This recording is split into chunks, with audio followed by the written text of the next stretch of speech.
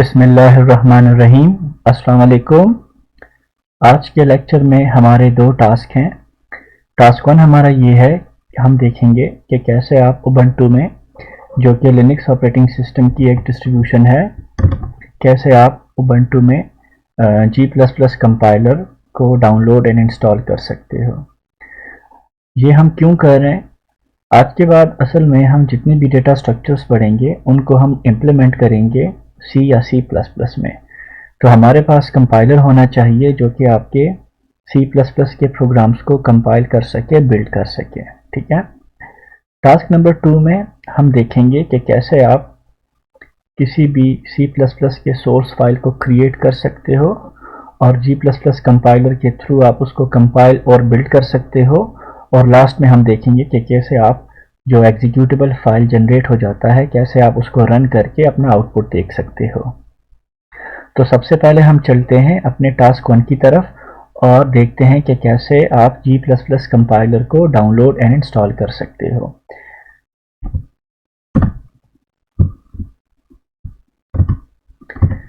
सबसे पहले आप Alt, Control और T प्रेस करोगे, तीनों बटन एक साथ, तो आपका टर्मिनल ओपन हो जाएगा।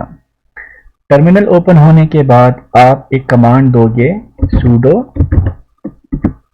apt install G++। आप इंटर करोगे तो आपसे ये पासवर्ड मांगेगा, तो आपके कंप्यूटर का जो भी पासवर्ड है सिस्टम का वो आप दे दो। मेरे कंप्यूटर में चूंकि G++ का कंपाइलर पहले से इंस्टॉल्ड है तो मुझे ये मैसेज दे रहा है। अगर आपका कंप्यूटर इंटरनेट के साथ कनेक्टेड है तो आपके कंप्यूटर में इस कमांड के थ्रू G++ कंपाइलर इंस्टॉल हो जाएगा। ठीक है। बहुत ही लाइट वेट कंपाइलर है, कुछ ही टाइम में आपका डाउनलोड भी हो जाएगा और इंस्टॉल हो जाएगा। इंस्टॉल होने के बाद अब हम देखते हैं कि कैसे आप अपना सोर्स फाइल क्रिएट कर सकते हो, उसमें कोड लिख सकते हो और कैसे फिर आप उसको कंपाइल करते हो, बिल्ड करते हो और लास्ट में उसको रन करते हो। सो सबसे पहले हम अपनी एक डायरेक्टरी बनाते हैं, एक फोल्डर बनाते हैं जिसमें हम अपने सोर्स फाइल्स को कीप करेंगे। तो इसके लिए मैं क्या करता हूँ, फाइल मैनेजर को ओपन करता हूँ और लेट्स सपोज डॉक्यूमेंट में एक फोल्डर बनाते हैं टेस्ट CPP के नाम से।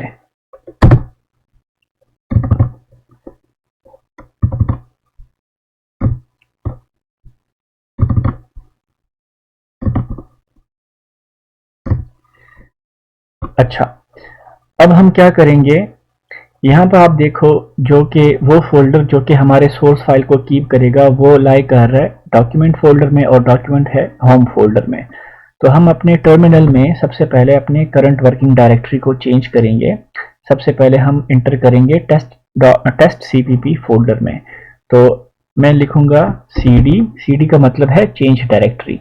तो मैं अपनी डायरेक्टरी को चेंज कर रहा हूँ। तो सबसे पहले मैं जाऊंगा डॉक्यूमेंट्स में और डॉक्यूमेंट्स में मैं फिर जाऊंगा टेस्ट CPP में। ठीक है। अब मेरी जो वर्किंग डायरेक्टरी है वो यही आपकी टेस्ट CPP हो गई है। ठीक है। क्लियर कमांड से आपकी स्क्रीन क्लियर हो जाती है। अच्छा, अब सबसे पहले हम देखते हैं कि कैसे आप सोर्स फाइल को क्रिएट करते हो। तो उसके लिए कमांड है sudo gedit और सोर्स फाइल का नाम, फॉर एग्जांपल सोर्स फाइल का नाम मैं रखता हूं hello.cpp। ये आपकी सोर्स फाइल क्रिएट हो गई जो कि डॉक्यूमेंट्स के टेस्ट CPP फोल्डर में है और इसका नाम है hello.cpp। अब यहाँ पे आप अपना सोर्स कोड लिखोगे। सो टाइम को कम करने के लिए एक कोड है आसान सा, वो मैंने पहले से कॉपी किया हुआ है। सो वो मैं यहाँ पे पेस्ट कर देता हूँ। एक वेरिएबल है और वो आपसे एक नंबर मांगेगा, मैसेज प्रॉम्प्ट होगा, आप नंबर इंटर करोगे और फिर जो नंबर आपने इंटर किया है वो स्क्रीन पर प्रिंट हो जाएगा और लास्ट में आपको शो हो जाएगा end of the program. So source code लिखने के बाद आप क्या करोगे, इस फाइल को सेव करोगे। सेव करने के बाद आप इसको क्या करोगे, क्लोज करोगे।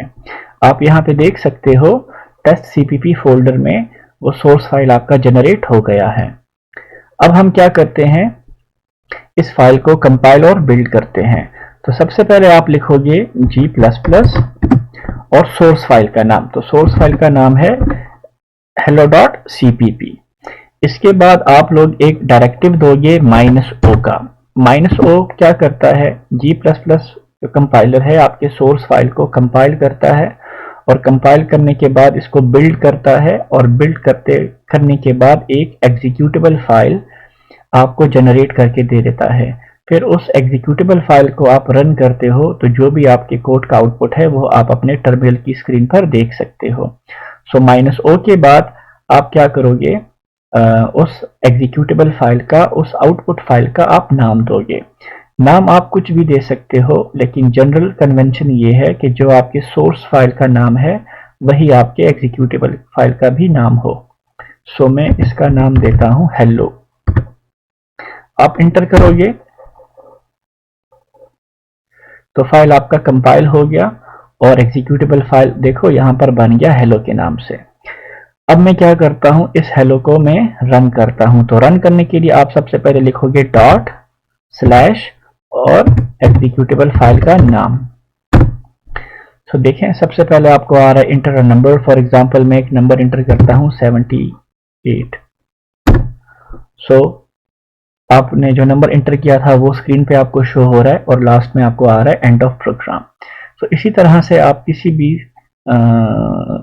फाइल को आप कंपाइल कर सकते हो, बिल्ड कर सकते हो और लास्ट में उसका एग्जीक्यूटेबल फाइल जनरेट करके उसका आउटपुट देख सकते हो। यहाँ पर याद रखने वाली बात क्या है कि अगर आपका जो सोर्स फाइल है, अभी तो मैंने जो सोर्स फाइल क्रिएट किया था वो कौन सा था, C++ का एक फाइल था, ठीक है। तो अगर आप कोई C.C के एक्सटेंशन से कोई फाइल जनरेट करते हो तो फिर उसको आप कंपाइल करने के लिए जो कमांड लिखोगे तो वो फिर आप लिखोगे gcc, ठीक है। फॉर एग्जांपल फाइल का नाम है hello.c और वही -o और वही हेलो, ठीक है। सो C++ के फाइल को कंपाइल और बिल्ड करने के लिए आप लिखोगे G++ और C के फाइल को कंपाइल और बिल्ड करने के लिए आप यूज करोगे gcc, ठीक है। आई होप आपको समझ आ गया होगा कि कैसे आप उबंटू में G++ कंपाइलर को डाउनलोड एंड इंस्टॉल कर सकते हो, और कैसे आप कोई सोर्स फाइल बनाते हो, और कैसे आप उसमें कोड लिख के सेव करते हो, कंपाइल और बिल्ड करते हो, और कैसे आप इसको रन करते हो। दूसरी इंपॉर्टेंट बात, अगर आप अपने एग्जिस्टिंग सोर्स कोड में कोई चेंज करते हो तो उसके बाद आपको अपना सोर्स कोड दोबारा से कंपाइल और बिल्ड करना पड़ेगा, और आपका जो एग्जिस्टिंग एग्जीक्यूटेबल फाइल है उसको आप क्या करोगे, अपडेट करोगे। फॉर एग्जांपल अभी जो मैंने सोर्स फाइल में जो लाइन ऑफ कोड लिखा है, लेट्स सपोज मैं उसमें कोई चेंजेस करता हूं, तो फिर उसके लिए आप दोबारा वही कमांड इंटर करोगे sudo gedit hello.cpp, तो वो फाइल आपकी ओपन हो जाएगी, ठीक है।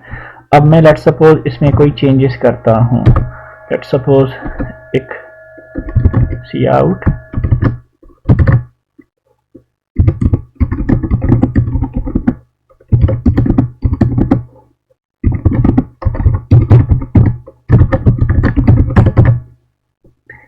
लेट्स सपोज ये एक नई लाइन जो स्क्रीन पे प्रिंट होगी, ये मैंने इसमें क्या कर दी, सेव कर दी, ठीक है। इसको आप क्लोज कर लो।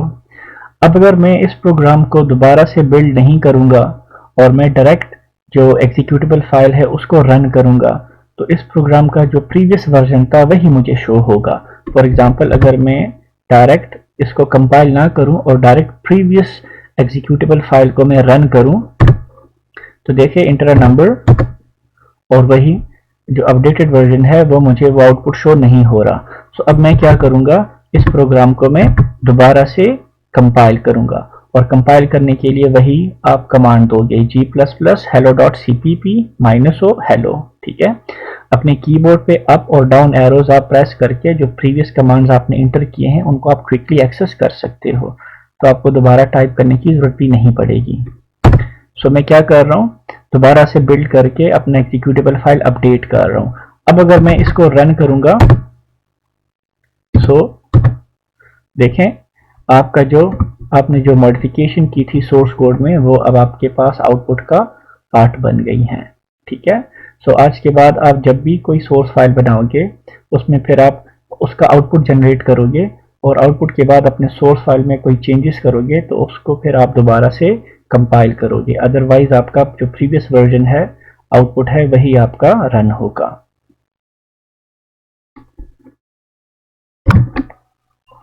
सो लेक्चर 3 में इंशाल्लाह हम थोड़ी बहुत प्रोग्रामिंग करेंगे और फिर उसको हम इम्प्लीमेंट करेंगे और हमारा जो प्रोसीजर होगा वो ऐसा ही होगा।